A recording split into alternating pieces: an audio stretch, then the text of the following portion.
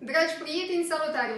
Mie personal îmi reușește în fiecare dimineață să beau 1 litru de apă atunci când fac exerciții.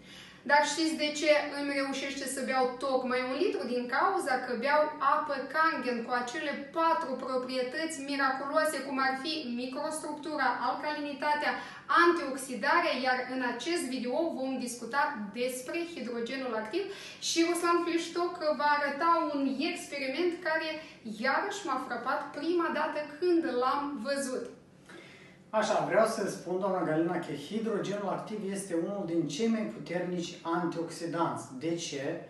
Pentru că este format doar dintr-o moleculă pe cluster și se absorbe foarte ușor în corpul nostru.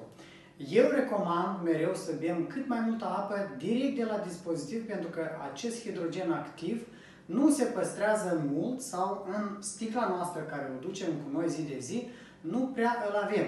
Și haideți să vă arăt acest minunat experiment. Nu știu dacă ați văzut vreodată cum apa poate arde. Haideți să vedem împreună. Deci cu bricheta, așa,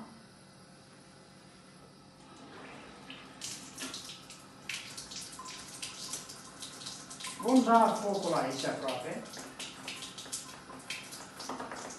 Se aude. Și se aud niște pocnituri. Asta și este hidrogenul activ, de fapt. Haideți să vedem și în apa de la robinet. Nu este. Nu prea o să vedem. Iarăși din nou. Apa Kangen.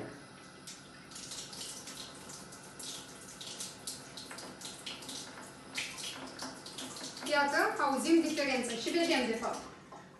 Ăsta este hidrogenul activ.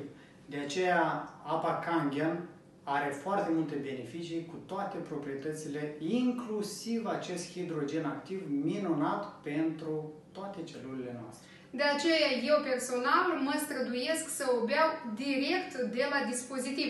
Așa asigur ca toate proprietățile să-și aibă și facă efectul asupra celulelor organismului meu.